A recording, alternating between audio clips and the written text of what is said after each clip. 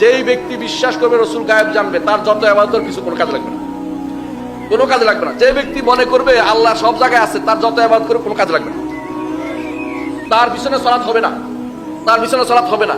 না জানলে হবে, আপনি বলতে পারেন আমি তো জানি না অমুক অমুক কি করে, না জানলে আপনার হবে। কিন্তু যখন জেনে গেছেন এই লোক মনে করে আল্লাহ সব জায়গায়, আল্লাহ আরশের উপরে নাই, আল্লাহ আরশের উপরে না, সেই ব্যক্তির পিছনে কোনো সালাত জায়েজ হবে না কোনোদিন, মনে রাখবেন। কারণ আল্লাহর সরাসরি বিরোধিতা করেছে, আল্লাহর কোরআনের কথা বিরোধিতা করেছে, রসুল হাদিসের বিরোধিতা করেছে, হাজার দলিলের বিরোধিতা করেছে। তাদের জিজ্ঞাসা করা উচিত রসুলকে কেন আল্লাহ ডেকে নিলেন, কেন তিনি মেরাজের রাত্রি ডেকে নিলেন, এটা বলো আগে।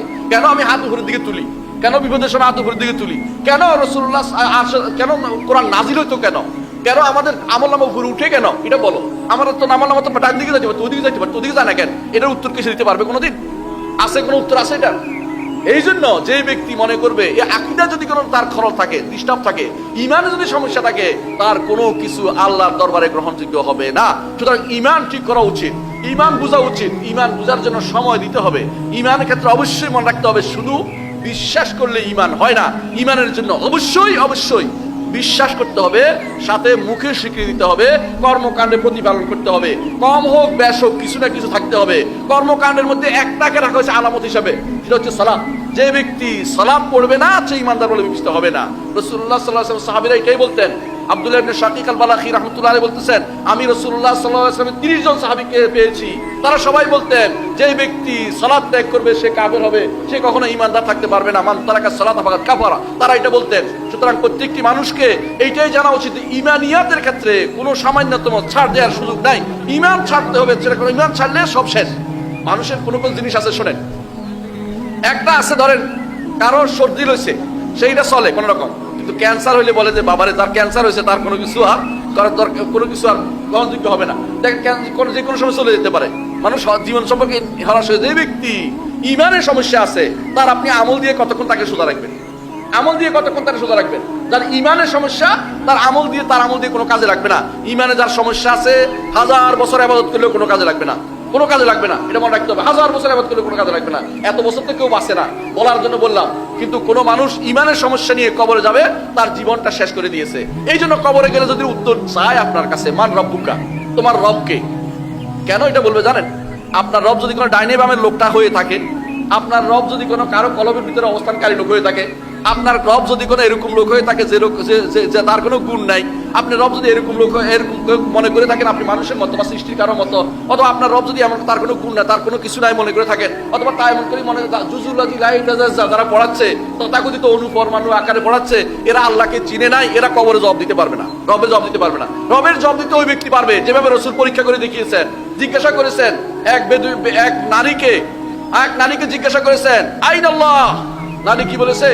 আল্লাহ বিসামা, আল্লাহ উপরে, সামার তো আসমান মনে করেন না। এই আসমান কি কেউ দেখছেন? আপনারা কেউ আসমান দেখছেন? আসমান দেখছেন? কেউ দেখছে? দুনিয়ার কেউ দেখছে? একজনে, কে? মুহাম্মদুর রাসূলুল্লাহ সাল্লাল্লাহু আলাইহি ওয়াসাল্লাম, তিনি আসমান ভেদ করে উপরে গিয়েছিলেন, আর কেউ আসমান দেখেনি, দেখলে আবার আসতে পারে নাই। কেউ হয়তো উঠে রাখছে আল্লাহ তাকে, হ্যাঁ, ওয়ারাফানাহু মাকানা আলিয়া, যাকে রাখছে তাকে, অথবা ঈসা আলাইহিস সালাতু ওয়াস সালাম। কিন্তু যারা একমাত্র আসমান ভেদ করে গেছেন মুহাম্মদুর রাসূলুল্লাহ সাল্লাল্লাহু আলাইহি ওয়াসাল্লাম। তো আসমান বলে আমরা আকাশে নীল দেখলে ওটা আসমান মনে করে বসেন না, ওটা কেউ দেখে নাই। এর নিচে যা আছে এইগুলি সব কিছু উপরে আসমান, আসমানের উপরে হচ্ছে আরশ। যে ব্যক্তি উপরে বলবে, সামা আরবি শব্দ উপরে বোঝায়, উপরে বোঝা, সামা অর্থ একটা সুনির্দিষ্ট জায়গার নাম নয়, এটা অনেকে ভুল করে থাকে। তখন বেদুইন কি, মহিলা কি বলছে? ওই মহিলা কি বলছে? কালো মহিলা বলছে যে আল্লাহ উপরে। তো বলছে আমি কে? বলছে আপনি আল্লাহর রাসূল। বলছে আপনি, হে সাহাবী, তুমি একে আজাদ করে দাও, সেই ইমানদার, সেই ইমানদার। পরিচয় দিয়েছে, ইমানের পরিচয় দিয়েছে যে ব্যক্তি আরশের উপর, যে সত্তা আরশের উপর, তাকে চিনতে পেরেছে সেই ইমানদার। আর যে ব্যক্তি আল্লাহকে তার যেখানে সেখানে মনে করেছে, আল্লাহর গুণগুলি স্বীকার করেনি, আল্লাহর বিরুদ্ধে কথা বলেছে, আল্লাহর শরীয়তের বিরুদ্ধে কথা বলেছে, আল্লাহ তার সেই ইমানকে মনে করেছে শুধুমাত্র অন্তরে স্থান দেওয়ার জিনিস, সেই ব্যক্তির ইমান এখনো আসেনি, সেই ইমানদার হতে পারেনি। ইমানের পিছনে মেহনত দরকার আছে, ইমানের পিছনে শ্রম দেওয়ার দরকার আছে, ইমান বুঝার বিষয় আছে। ইমান বুঝার জন্য আবার বুখারী পড়ুন, আবার কিতাবুল ইমান পড়ুন। ইমান বুঝার জন্য আকীদার কিতাবগুলি পড়ুন। ইমান নামে কিতাব লিখেছে ইমাম ইবনে মানদা রাহমাতুল্লাহ আলাইহি, ইমান নামে আল ইমান। ইমাম ইবনে তাইমিয়া রাহমাতুল্লাহ আলাইহি ইমান নামে কিতাব লিখেছেন। অনুরূপভাবে ইমান, আবু আমর আল আদনি ইমান নামে কিতাব লিখেছেন, ইমান নামে কিতাব লিখেছেন। ইমান নামে কিতাব লিখেছেন।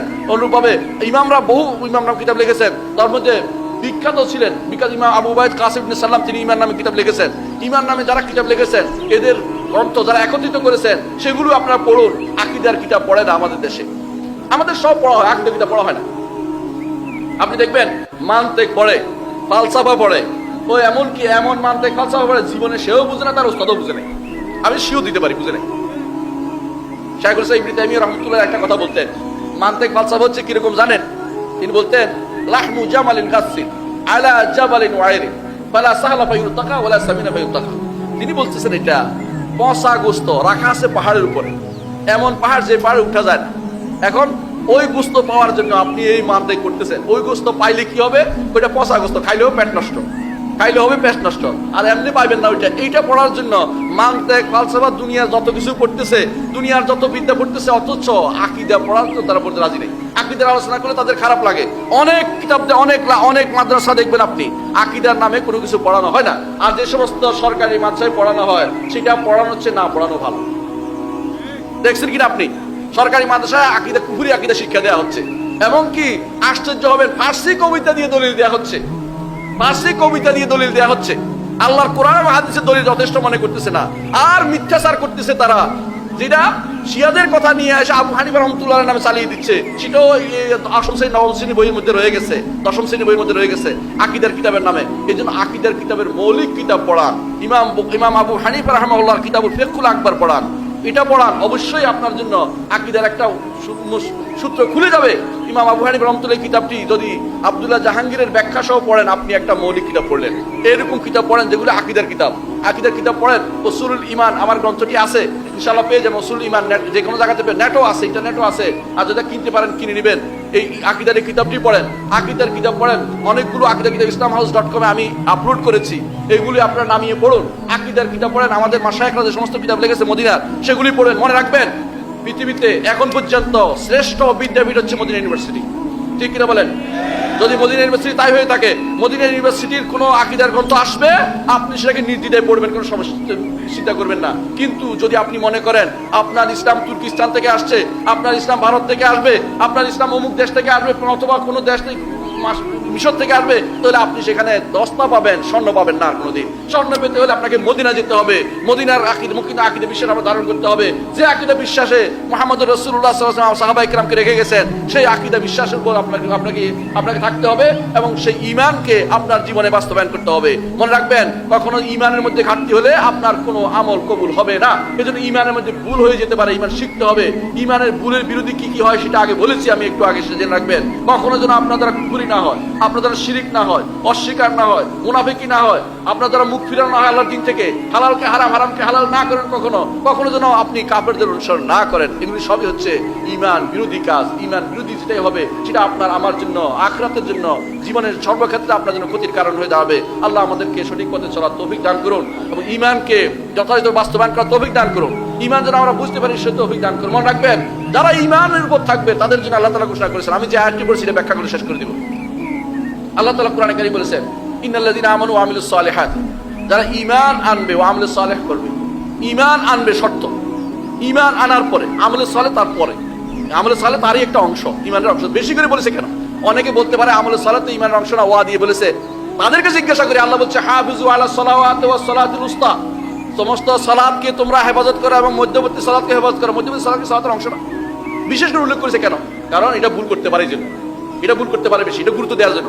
আমলে সালেহ না করে কবে আমার ঈমান আছে, এই জন্য আল্লাহ বিশেষ করে উল্লেখ করেছেন, ইন্নাল্লাযীনা আমানু ওয়া আমিলুস সালিহাতি কানাত লাহুম জান্নাতুল ফিরদাউসি নুজুলা। ঈমান যার থাকবে, আমলে সালেহ থাকবে, তার জন্য আল্লাহ তাআলা জান্নাতুল ফিরদাউস রেখেছেন নুজুলান, মেহমানদার হিসেবে, মেহমানখানা হিসেবে দিয়ে দিয়েছিলেন জান্নাতুল ফিরদাউস। অন্য আয়াতে আল্লাহ তাআলা বলেছেন খালিদিনা ফিহা, সেখানে তারা চিরস্থায়ী ভাবে থাকবে। লা ইয়াবগুনা আনহা হিওয়ালা, পরের আয়াতে বলছেন সেখান থেকে তারা অন্য কোথাও যেতে চাইবে না।